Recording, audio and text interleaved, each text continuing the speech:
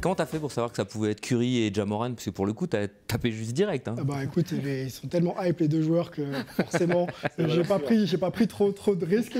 On va pas parler de Curry ni de Ja Morant. On va revenir un petit peu sur l'actualité hype ou pas du basket féminin, la WNBA. Où vous êtes un petit peu au courant de ce qui s'est passé au niveau de la justice américaine et la loi qui annule, on va dire ça comme ça, la possibilité d'être avorté aux États-Unis pour les femmes. On sait que les ligues nord-américaines sont très friandes de questions sociales et sociétales. On se souvient de Black Lives Matter.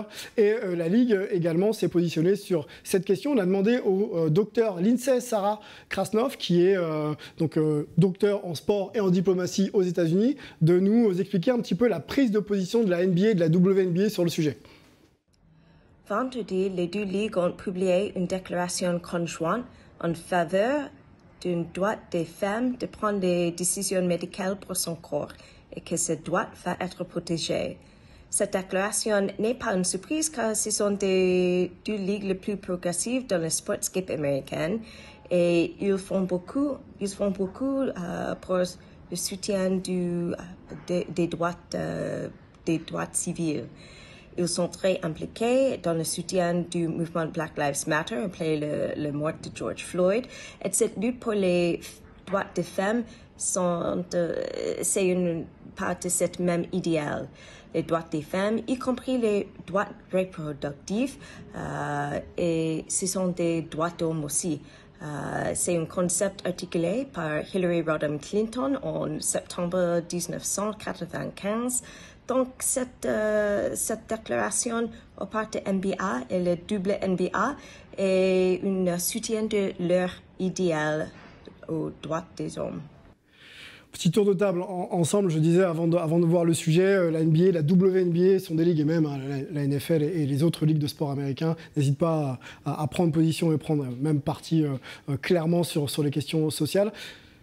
On va se poser la question de l'influence des ligues nord-américaines justement sur la justice, sur les axes sociétaux aux États-Unis. Petit tour de table, est-ce que quand on prend comme ça position, on a une chance quand même d'être entendu et de voir les choses un petit peu évoluer quand on est la WNBA, la NBA? On fait un petit tour de table, oui, non, et ensuite on développe. Raphaël? Moi j'avais mis un oui mais. Un oui mais.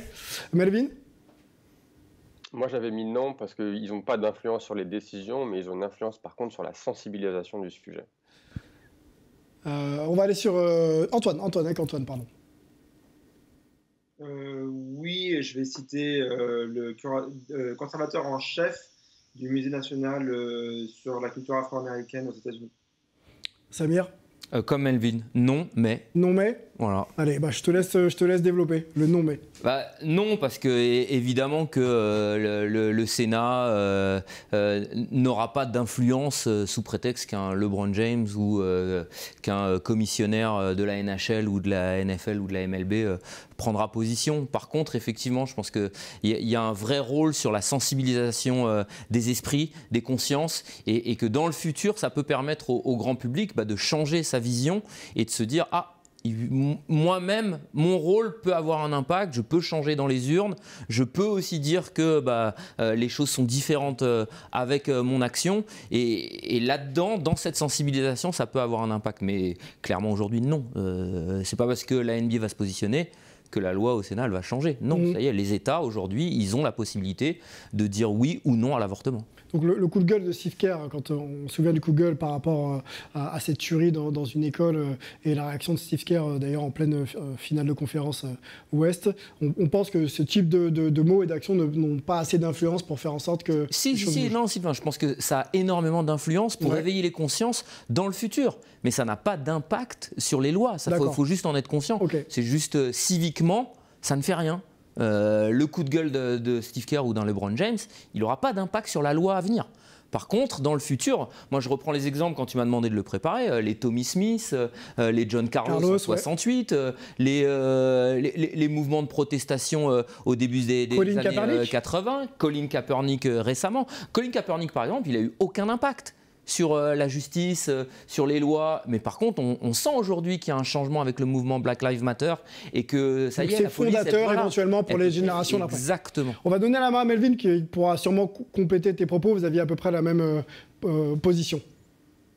Oui, non, c'est ça. J'ai exactement la même position que Samir. J'ajouterais juste que c'est vrai qu'avoir des athlètes qui parlent sur des sujets et qui les gardent, j'ai envie de dire, dans la sphère publique et dans les médias, ça permet de générer des discussions et de garder ce sujet vraiment au cœur de ce qui se passe aux États-Unis, parce qu'on sait que le cycle des médias est extrêmement rapide. Donc, si on a un LeBron James, si on a un Steph Curry, si on a la NBA qui sort avec une annonce comme ça, ben, ça permet de garder le sujet vraiment au cœur de ce qui se passe aux États-Unis. Mais je suis totalement d'accord avec Samir que sur les décisions même, il n'y a absolument aucun impact. Mais par contre, cette sensibilisation, elle reste extrêmement importante. Antoine, quand on parle de NBA et d'activisme, on pense à beaucoup de figures emblématiques, Kareem Abdul-Jabbar. Il y a beaucoup de thématiques aussi qui sont ouvertes au LGBTQ, la cause des minorités aussi aux États-Unis. Tu as peut-être aussi, toi, d'autres exemples à mettre en exergue dans Hype? Alors d'abord, je vais juste revenir sur la question de la temporalité. Tu n'as aucun mouvement social ou politique qui peut d'un coup produire une révolution. Même la Révolution française, c'est pas le 14 juillet, la prise de la Bastille, que d'un coup on a une démocratie. Il y aura toujours une évolution historique à prendre en compte. Et là-dessus, justement, je vais citer le conservateur du musée d'histoire nationale sur la culture afro-américaine à Washington, D.C., qui dit sur le rôle des athlètes: ce sont des militants sur le terrain qui font le travail pour mettre à jour des problématiques, et historiquement, les athlètes viennent jouer un rôle ensuite. Ils rendent le sujet national en le portant en tant que tel, quand les opposants cherchent à découper chaque revendication et en faire une problématique pour seulement un certain groupe dans un certain lieu.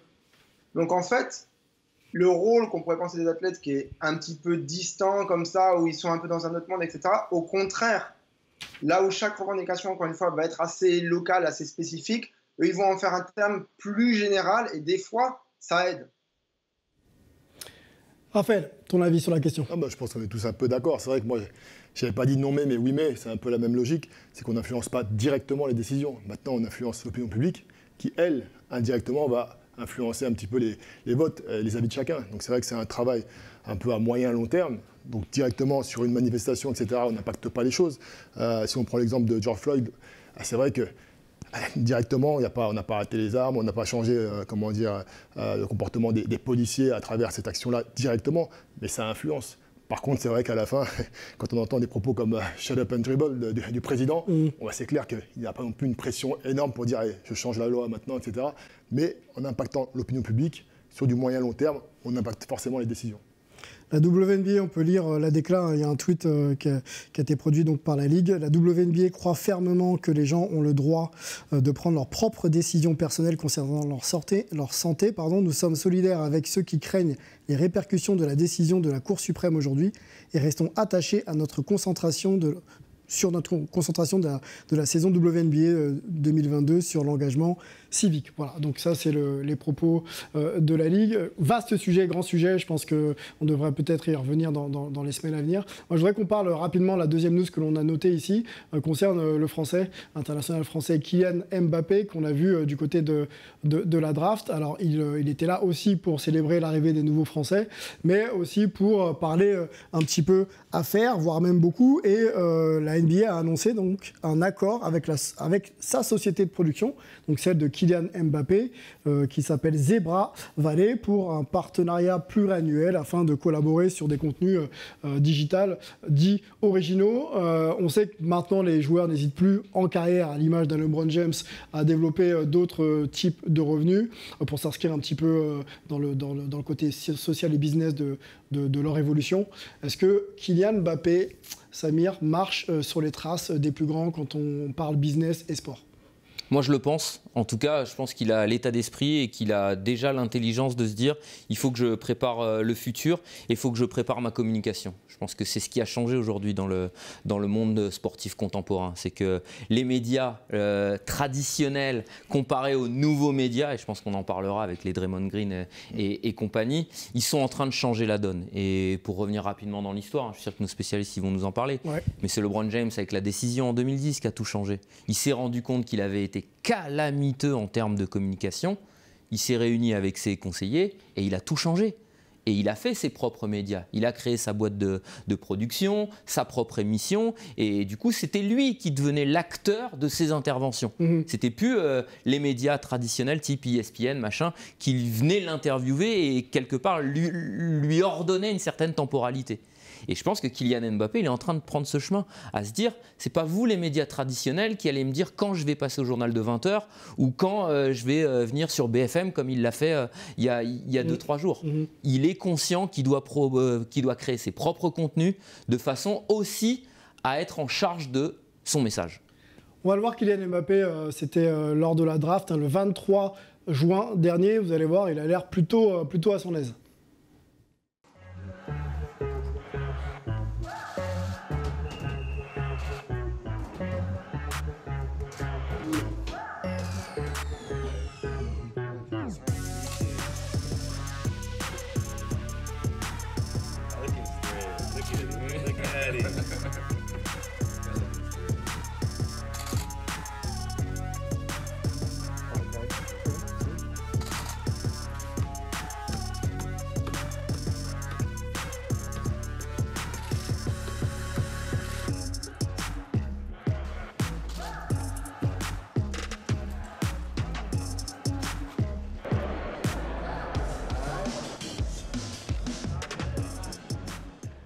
Bon, comme vous le voyez, la draft pour Kylian Mbappé, c'est aussi une opération de communication. Je me tourne vers nos deux experts américains. On continue à parler de Kylian Mbappé. Est-ce que vous pensez qu'il est en mesure d'atteindre l'aura et le niveau sur le plan marketing d'un LeBron James?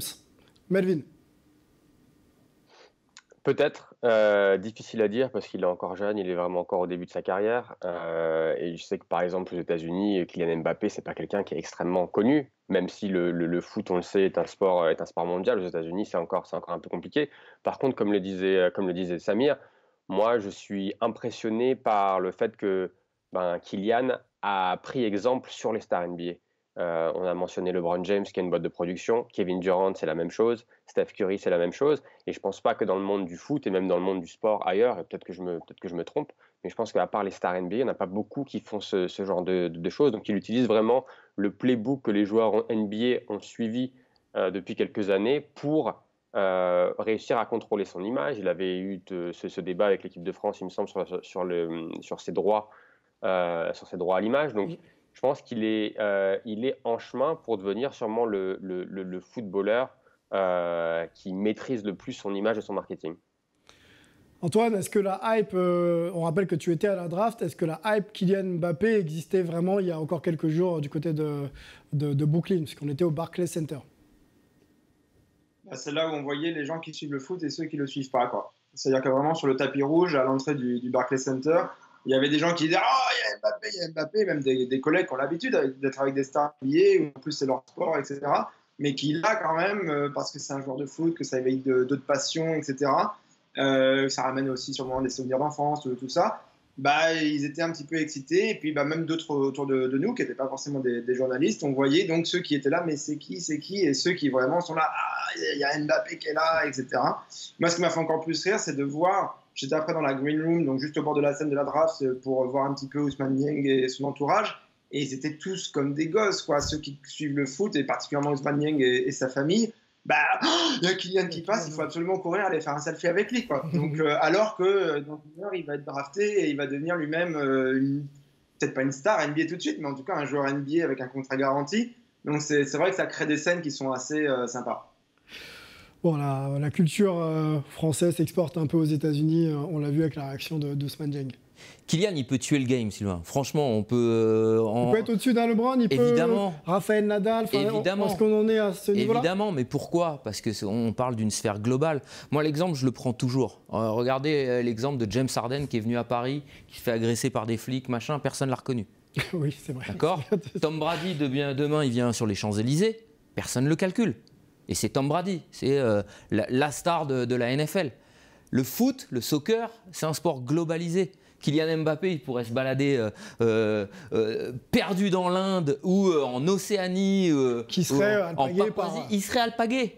parce que ça reste un sport global. À New York, aux États-Unis, c'est Alors, pareil. aux États-Unis, c'est ce que nous disait justement Antoine, c'est là où c'est un peu différent. Il y a les quelques fans de soccer qui vont tout de suite le reconnaître, et puis tu as ceux qui veulent absolument pas parler. C'est les États-Unis, ça, qui veulent absolument pas entendre parler du soccer et qui du coup vont pas le reconnaître. Mais ils reconnaîtraient pas Kylian Mbappé comme ils reconnaîtraient pas Pelé, Maradona, Ronaldo ou Messi. Tu vois, c'est ça aussi. Un vrai travail de culture. Mais en tout cas, global à faire. s'il va au bout de son projet, Kylian, de façon globale, quand je dis globale, c'est vraiment sur la planète entière, il peut tuer le game. Je regardais des chiffres tout à l'heure et nos spécialistes vont en parler. Hein. Spring Hill Company, donc la boîte de production de LeBron, l'an passé, elle a été estimée déjà à 725 millions de dollars. On se demande pourquoi il est milliardaire. Bah voilà, c'est l'une des raisons. Imaginez Kylian Mbappé, pas seulement avec l'audience américaine, mais avec l'audience globale s'il arrive son truc. Il tue le game. Bon, on rappelle qu'il a 23 ans, Kylian, et qu'il a encore beaucoup de choses à maximiser. Je te fais pas réagir, Raphaël, à part si tu as un petit point. Allez. Non, parce que je suis en partie d'accord avec lui, mais à moitié. C'est vrai que moi, j'ai un regard fan global. C'est vrai que je ne suis pas un grand spécialiste de foot. Et du coup, j'ai un regard un peu extérieur à ça. Et c'est vrai que moi, ce qui me manque avec Kylian Mbappé, c'est une forme de charisme par rapport à LeBron James. Non, mais charisme vraiment en termes de personnalité perso, c'est-à-dire pas le footballeur. C'est-à-dire qu'un LeBron James, quand il parle, c'est comme un Magic à une époque, un degré moins, mais un Magic à l'époque, il parle, il va au-delà de son sport. Moi, Kylian Mbappé aujourd'hui, je trouve qu'il ne parle pas au-delà de son sport pour un mec comme moi, par exemple, qui va pas être à fond dans le foot. Arrête, pour moi, il est très intelligent. C'est-à-dire que là, il mène très bien sa barque, marketing, etc. Mais quand je le vois parler, excuse-moi, quand je le vois à la draft, je ne sens pas de charisme. Je ne vois pas un mec qui justement va aller chercher une audience au-delà du foot. Après, voilà, c'est quelques arguments. Au 20h, franchement, je trouve qu'il a tué le game. Il a été incroyable sur le 20h de TF1. Oui, de TF1. Là, il a pris des positions sur BFM là, il y a 2 jours qui sont incroyables. Troisième argument, il a 23 ans. LeBron a 23 ans, il ne faisait pas ce que Kylian il fait aujourd'hui. Là, dans ton esprit, tu as LeBron James de 37 ans. Ou de 30 ans. Ça, c'est vrai. Il a 23 ans, Kylian, et les positions qu'il prend à 23 piges. T'imagines dans 7 ans? Bon, grosse discussion autour de Kylian et je ne suis pas un grand fan ni de Kylian et du PSG, je tiens à le dire. Non, moi, il me manque quand même toujours l'étincelle avec lui. C'est-à-dire que j'ai un mec très posé, très intelligent. Peut-être le discours est construit un peu formaté, c'est ça? Voilà, c'est un peu formaté. Il manque l'étincelle qui me dit « Ah tiens, qu'est-ce qu'il va dire aujourd'hui ?» Et pas « Hop, il a mis la cassette, ça va être très bien construit, et on récite. Très bien récité, etc. » Bon, messieurs, je suis obligé de reprendre la main, mais sujet intéressant, il va falloir qu'on avance. Melvin, tu veux nous rajouter quelque chose? Je vais te laisser 20 secondes, à mon ami, pas plus. Vraiment. Ouais, non, je voulais juste rajouter quelque chose, pas forcément sur Kylian, mais plus sur l'angle NBA, c'est-à-dire que je pense que c'est la première fois que la NBA fait un partenariat de cette façon-là. Et on a beaucoup parlé, que ce soit dans le podcast ou dans notre émission, de l'internationalisation de la NBA. Et je pense que ça, c'est le niveau supplémentaire. C'est-à-dire que tu essaies de taper dans le foot avec un Kylian Mbappé, quelqu'un qui est jeune, qui peut ramener un autre public qui connaît peut-être moins la NBA, mais parce que Kylian peut faire certains contenus, je pense que ça va servir encore plus à la NBA.